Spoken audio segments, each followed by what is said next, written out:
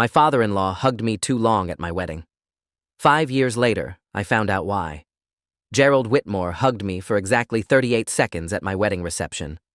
I know because I was counting, waiting for him to let go, feeling increasingly uncomfortable as his arms stayed locked around my shoulders while guests moved past us toward the bar.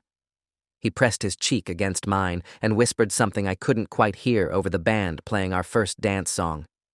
His breath smelled like scotch and something medicinal. When he finally released me, his eyes were wet with tears, and he gripped both my shoulders, looking at me with an intensity that made my stomach turn. "Take care of my daughter, son. Promise me you'll always take care of her." "I promise because that's what you do at weddings. You make promises to your new father-in-law who's paying for the open bar and the venue and half the ceremony. You smile and nod and pretend the hug wasn't weird." 5 years later, I found a storage unit I didn't know existed, rented under my name since our wedding day, containing 14 boxes of surveillance equipment, financial documents, and recordings of every conversation I'd had in my own home. That's when I finally understood what Gerald had been whispering during that too long hug. "I'm sorry for what we're about to do to you." The wedding had been perfect according to everyone who attended. Autumn ceremony at a vineyard estate, 200 guests, Catherine in a dress that cost more than my first car.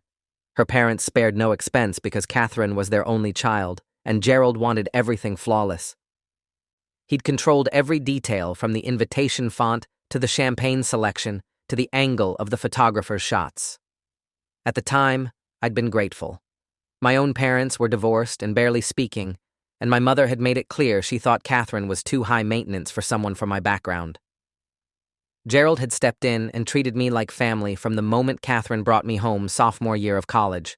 He'd paid off my student loans as a wedding gift. He'd given me a job at his commercial real estate development company straight out of graduation when nobody else was hiring. He'd co-signed the mortgage on our first house. Gerald Whitmore had been more of a father to me than my actual father, and I'd loved him for it. That's what made discovering the storage unit so devastating. It wasn't just betrayal. It was the systematic destruction of everything I thought I knew about my life. I'd found the storage unit by accident while going through Catherine's filing cabinet looking for our homeowner's insurance documents after a pipe burst in our basement. There was a folder labeled Personal Storage with a key taped inside and an address I didn't recognize. Catherine was at her mother's house helping plan some charity event, so I drove to the address alone. The storage facility was 20 miles outside the city, in an industrial area I'd never had reason to visit. The unit number matched the key tag. When I opened the roll-up door, I expected to find Christmas decorations or old furniture. Instead, I found my life documented and dissected in meticulous detail. The first box I opened contained financial statements for accounts in my name that I'd never opened. Checking accounts, savings accounts, credit cards, all with activity dating back to our wedding day. Deposits and withdrawals I hadn't made, purchases I hadn't authorized. The second box held contracts with my forged signature, real estate deals I'd never agreed to, business partnerships I'd never entered. The third box made my hands shake so badly I dropped it. Audio recording equipment with labels dating back 5 years, each one marked with a location in our house: kitchen, bedroom, home office, living room, basement. I called Catherine from the storage unit parking lot. My hands were shaking so badly I could barely hold the phone. She answered on the third ring, sounding distracted. "Hey babe, can this wait? Mom and I are in the middle of seating arrangements." I told her I'd found the storage unit. The line went silent for several seconds. When she spoke again, her voice had changed completely. Gone was the casual warmth. In its place was something careful and calculated. "Where are you right now? Don't touch anything else. I'm coming to you." She hung up before I could respond. I sat in my car with the engine running, staring at that open storage unit door, and felt my reality cracking apart. Catherine arrived 40 minutes later with her father. Gerald pulled up in his black Mercedes and parked beside my car. He was wearing his usual expensive suit, his silver hair perfectly styled, his expression unreadable behind designer sunglasses. Catherine got out of the passenger side and walked to my window. She didn't look scared or guilty. She looked resigned, like someone who'd been waiting for this moment and had finally accepted it was here. "We need to talk," Catherine said. Her voice was steady, but her hands were clenched into fists at her sides. "But not here. Follow us to Dad's office. There are things you need to understand before you do anything rash." I asked her what the hell was in those boxes, why there were surveillance recordings of our home, why there were accounts in my name I'd never opened. She glanced back at Gerald, who was leaning against his car with his arms crossed. When she turned back to me, her eyes were wet, but her jaw was set. "You were never supposed to find this. We were so careful. But since you did, you deserve to know the truth. Just promise me you'll listen to everything before you make any decisions." I followed them to Gerald's office in downtown, a sleek building where his development company occupied the top 3 floors. The whole drive I kept thinking about that hug at the wedding, how it had lasted too long, how Gerald's grip had been too tight, how he'd whispered something I couldn't hear. My brain kept trying to make sense of what I'd seen in that storage unit, connecting dots that formed patterns I didn't want to see. Gerald's office was exactly what you'd expect from a successful commercial developer. Floor-to-ceiling windows overlooking the city, mahogany desk, leather furniture, photographs of buildings he'd developed and politicians he'd golfed with. He closed the door behind us and locked it. That detail stood out, the soft click of the lock engaging. Catherine sat on the leather couch and patted the seat beside her. I stayed standing because sitting felt like accepting something I wasn't ready to accept.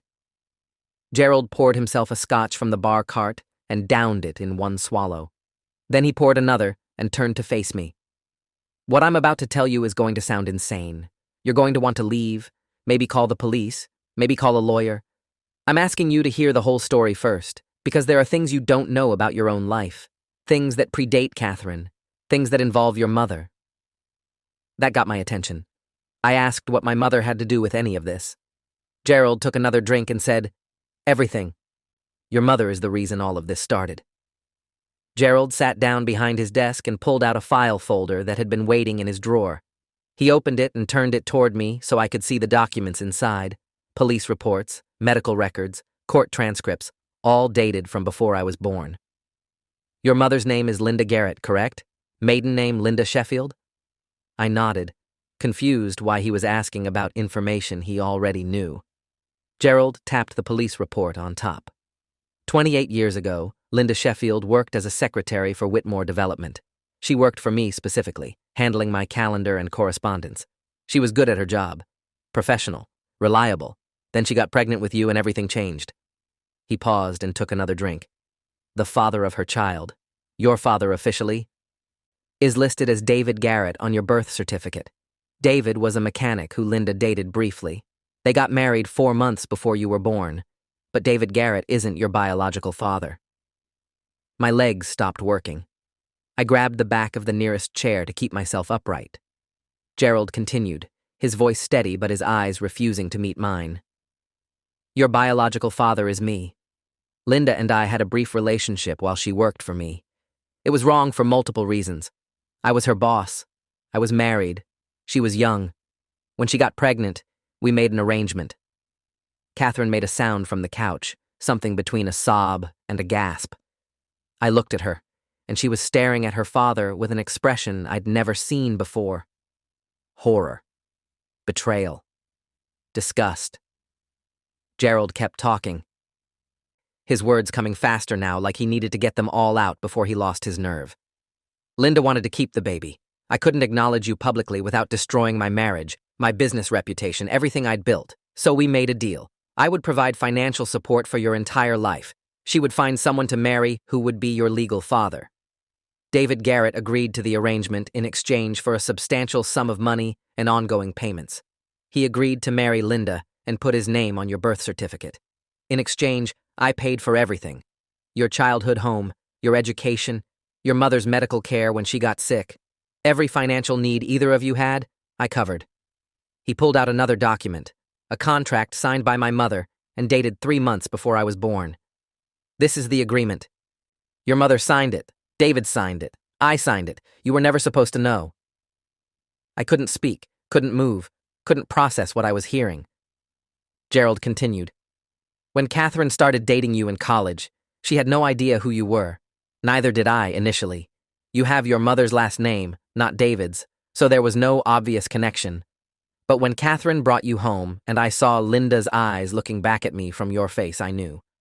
I had a private DNA test done using hair from your brush. It confirmed what I already suspected. You were my son. He looked at me directly for the first time since this conversation started. My daughter was dating my son, my legitimate daughter and my illegitimate son. Catherine didn't know. You didn't know. The only people who knew were me and your mother. And David, I suppose, though he'd taken his payments and disappeared from your life years earlier. Catherine was crying openly now, her hands over her mouth. Gerald poured another drink and said, I should have told you both immediately. I should have separated you. But Catherine was so happy. You were so in love. And I thought maybe it wouldn't matter since technically you weren't raised as siblings, didn't grow up together, had no idea you were related. I convinced myself it was fine. But it wasn't fine, obviously, or I wouldn't be sitting here learning that I'd married my half-sister. I asked Gerald how long he'd known before the wedding. He said, 2 years. From the moment Catherine brought you home sophomore year. I'd proposed to Catherine junior year. We'd been engaged for a year before the wedding. Gerald had known the entire time and had said nothing. He'd paid for the wedding. He'd walked Catherine down the aisle. He'd hugged me for 38 seconds and whispered an apology I couldn't hear. I asked why he'd set up the surveillance, the fake accounts, all of it. Gerald said, protection. After you married, I needed to monitor the situation. If anyone discovered the relationship, I needed documentation showing you'd been manipulated, that you'd been kept in the dark, that none of this was your fault. The accounts were for routing money to you without it being traced back to me. The surveillance was to document that your relationship with Catherine was normal, consensual, loving. Proof that neither of you knew the truth. He leaned forward. I was trying to protect you, both of you. If this ever came out, I needed evidence that you were victims, not perpetrators, that you'd been lied to by your parents, by me, by everyone. Catherine finally spoke, her voice raw. When did you tell Mom? Gerald's expression darkened. Your mother has known from the beginning. She's the one who insisted we stay silent. She's the one who said ending your relationship would raise too many questions, require too many explanations. She said it was better to let you two be happy in ignorance than to destroy your lives with the truth. Catherine stood up, her whole body shaking. You let us get married. You let us plan to have children. You watched us live this lie for 5 years. Her voice was rising with each sentence. I've been sleeping with my brother. I've been married to my brother. And you knew. Both of you knew and you said nothing. Gerald tried to respond, but Catherine wasn't done. That hug at the wedding, that long, weird hug where you cried and said things to him we couldn't hear. You were apologizing. You were saying goodbye to your conscience. And then you went right back to lying to us every single day for 5 more years. I finally found my voice. My mother knew I was your biological son this whole time? Gerald nodded. Linda has received monthly payments since you were born. She knew exactly who I was and what your relationship to Catherine meant. When Catherine started bringing you around, Linda never said a word. She let it continue because breaking you up would have meant explaining why, and explaining why would have meant revealing the arrangement we made before you were born. I pulled out my phone and called my mother. She answered cheerfully, asking what was wrong because I never called in the middle of the day. I said, I'm sitting in Gerald Whitmore's office. He just told me he's my biological father and that you've known the whole time I've been dating and married to Catherine. Tell me he's lying. Tell me this is some sick joke. The line went silent for so long I thought she'd hung up. Then I heard her take a shaky breath. I'm so sorry, baby. I never wanted you to find out this way. I never wanted you to find out at all. You were so happy. Both of you were so happy. It seemed cruel to take that away from you. I hung up on my mother and threw my phone across Gerald's office. It hit the wall and shattered. Catherine was sobbing on the couch.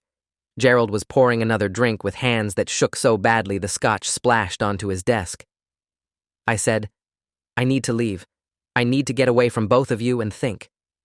Gerald said, please don't do anything without thinking this through. The scandal, if this gets out, would destroy all of us. Catherine's reputation, your career, my business, your mother's life. Everything we've all built would be gone. I laughed, and it sounded nothing like me. You're worried about scandal, about reputation? I'm married to my half-sister Gerald. We've been committing incest for 5 years because you and my mother decided money was more important than truth. And you want me to worry about reputation? I walked toward the door and Catherine called after me. Please don't go. Please stay so we can figure out what to do.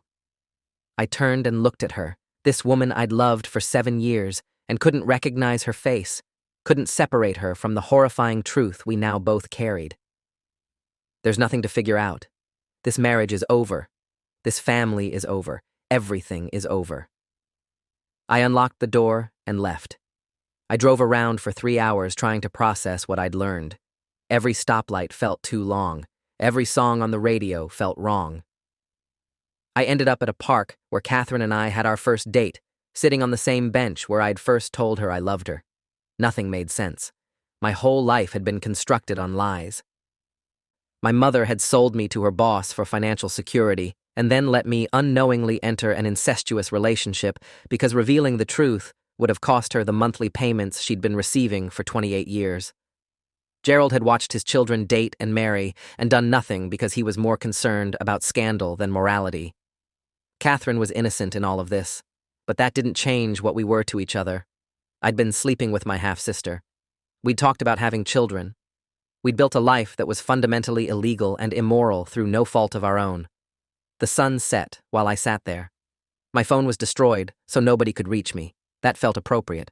I wanted to be unreachable, wanted to disappear into some reality where the past 24 hours hadn't happened. Eventually, I drove home because I didn't know where else to go. Catherine's car was in the driveway. I almost kept driving, but this was my house too, and I needed clothes if nothing else. I needed to pack a bag and find a hotel and start figuring out how to unravel a marriage that should never have existed. Catherine was sitting in the dark living room when I came in. She'd been crying for hours, based on her swollen eyes and red face. She said, "I called a lawyer, a family law attorney who specializes in complex cases.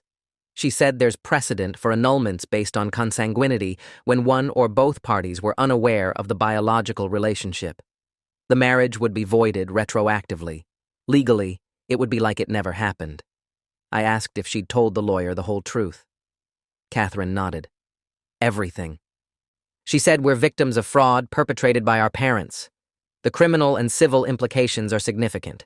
But first we need to handle the annulment because every day we stay legally married is another day we're potentially liable for knowingly continuing an illegal marriage now that we're aware of the relationship.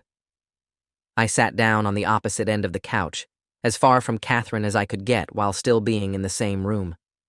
I can't look at you without seeing him now, without seeing Gerald, without thinking about what we are to each other. Catherine was crying again. I know. I can't either. Every memory is contaminated. Every moment we shared is ruined because it was built on lies. She pulled a tissue from the box beside her and tried to compose herself. But we're victims here. We didn't do anything wrong. We didn't know. We were manipulated by people we trusted. This isn't our fault. I said, it doesn't matter whose fault it is. It only matters that it happened. That we're siblings. That our marriage is incestuous regardless of our intentions. Those are the facts and we have to live with them. Catherine nodded. The lawyer said we should file the annulment petition immediately. The sooner we start the legal process of dissolving the marriage, the better it looks for both of us. She also said we should consider whether to pursue criminal charges against our parents for fraud, conspiracy, and potentially other offenses. What they did to us is criminal. The question is whether we want to prosecute. The idea of putting my mother and Gerald in prison should have been satisfying. They'd destroyed my life. They'd let me marry my half-sister. They'd watched me live in ignorance for years while collecting payments and covering tracks and maintaining lies.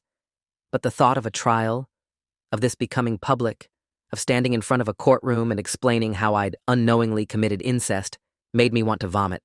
I said, I don't know what I want except to make this stop being real. I want to wake up tomorrow and have none of this be true. Catherine said softly, Me too. But that's not an option. So we have to decide what is. We sat in silence for a long time. Finally, Catherine said, I'm going to stay at my aunt's house. Being here with you feels wrong now in a way I can't describe. We need separation while we figure out the legal issues." I agreed. She stood up and walked toward the stairs to pack.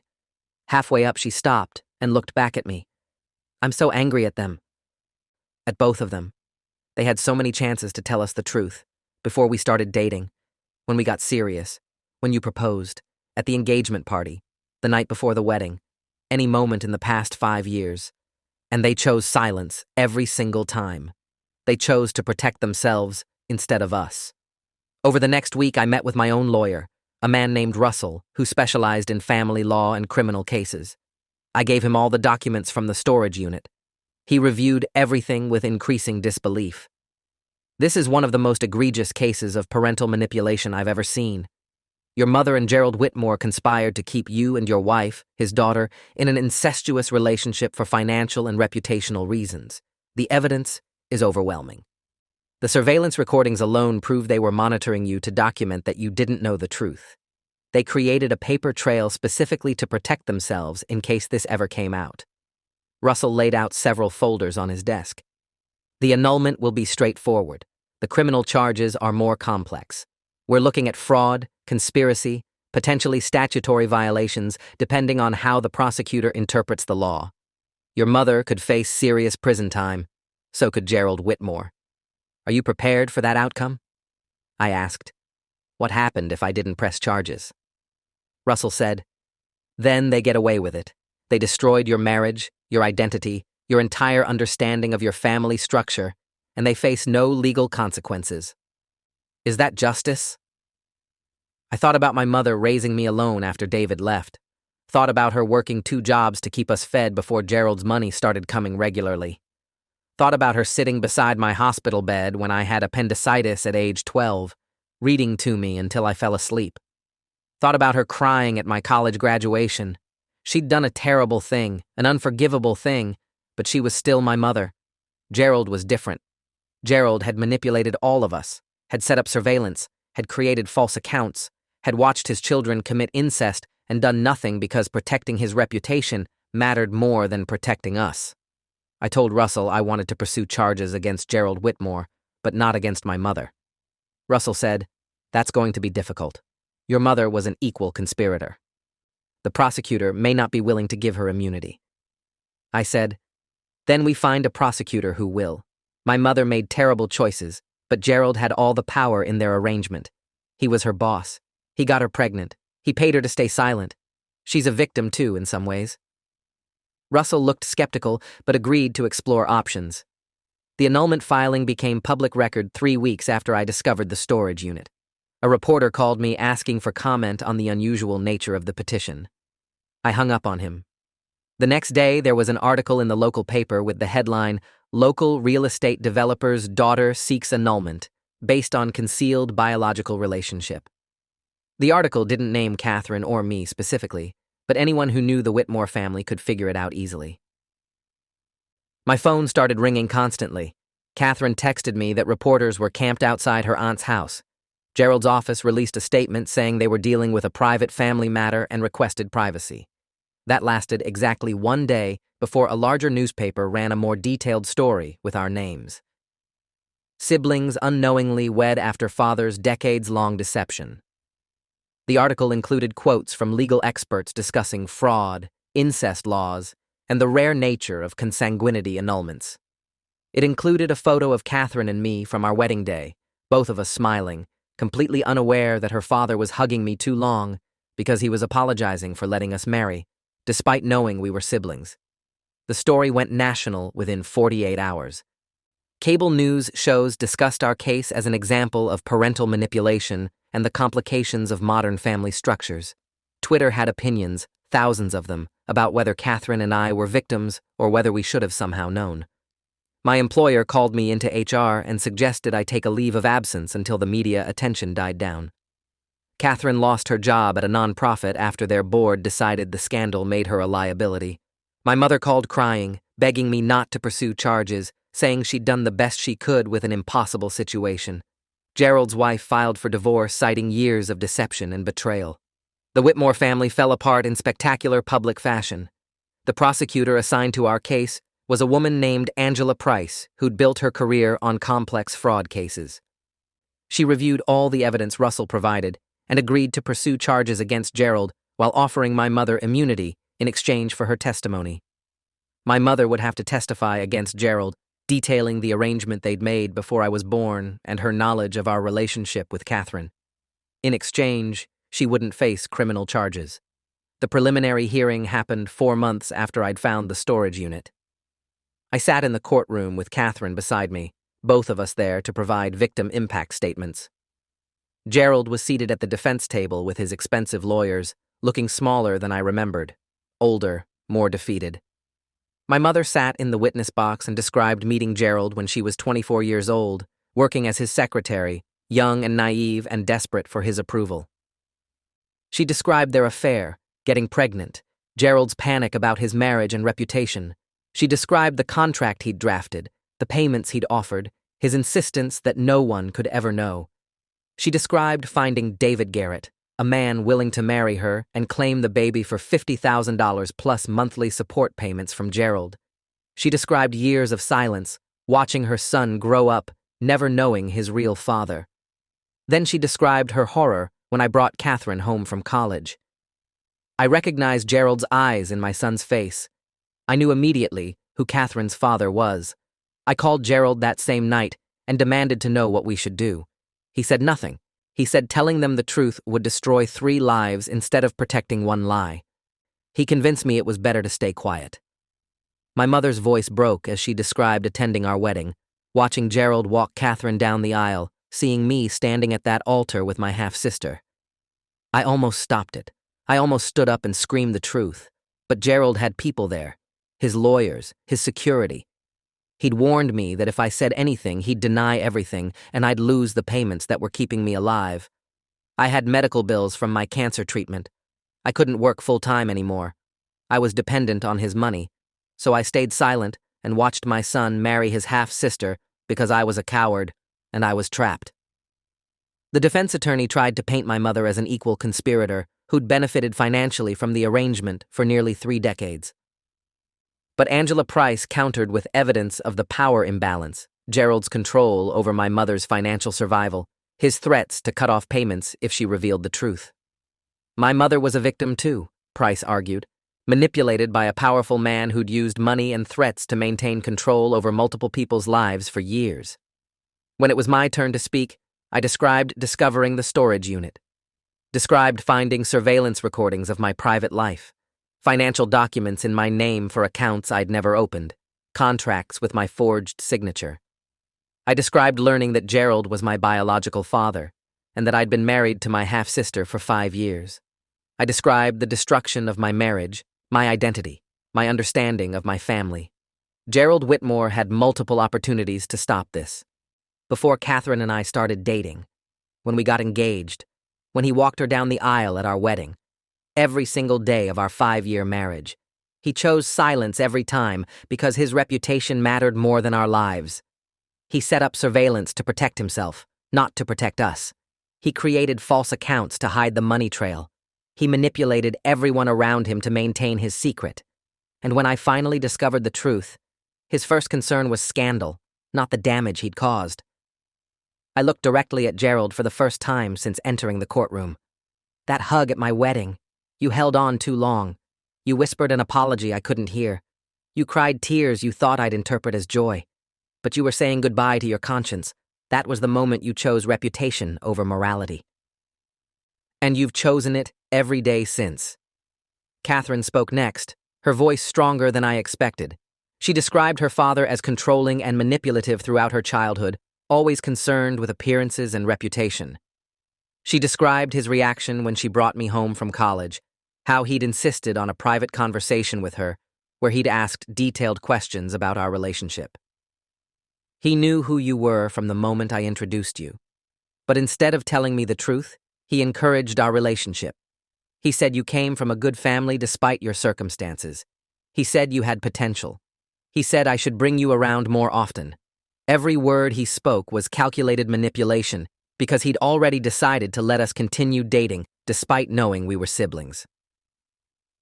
He made that choice consciously and deliberately.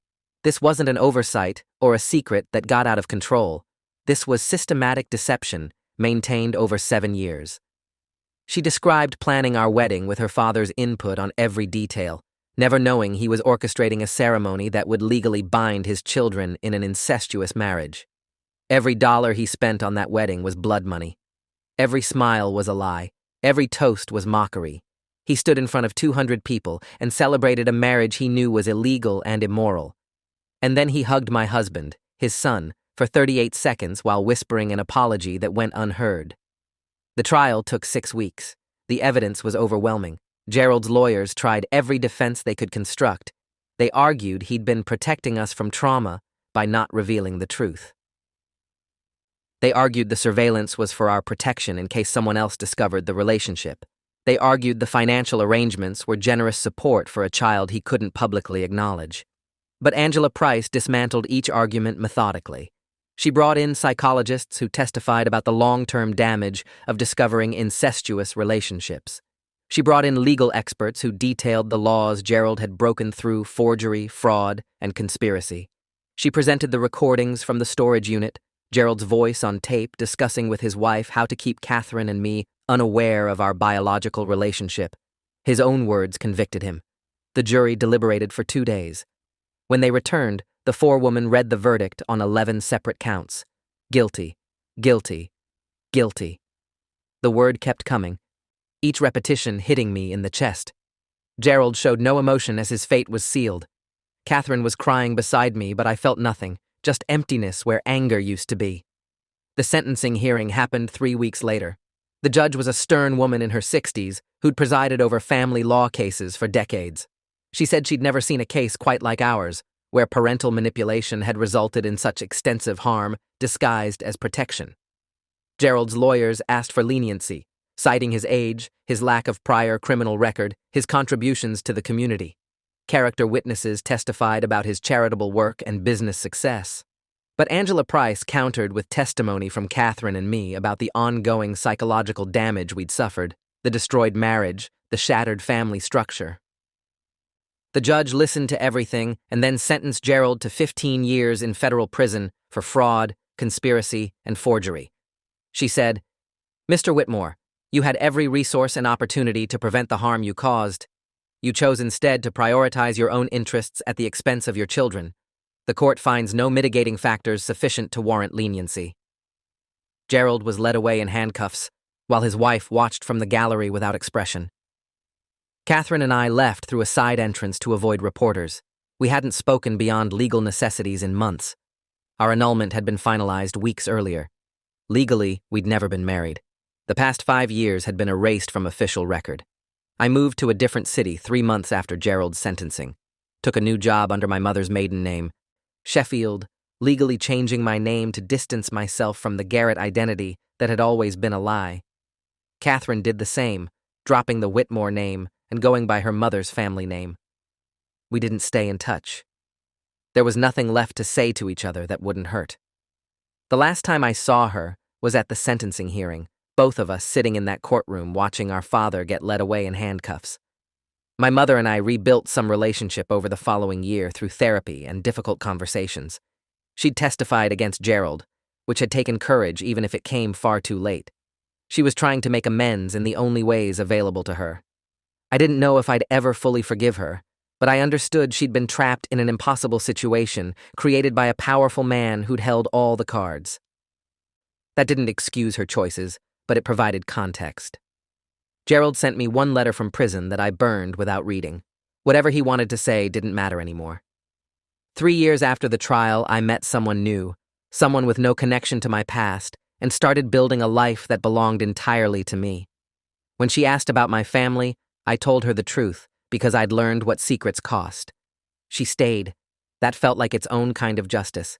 If you enjoyed this, you'll definitely want to see the next ones too. So subscribe now and let me know your take in the comments.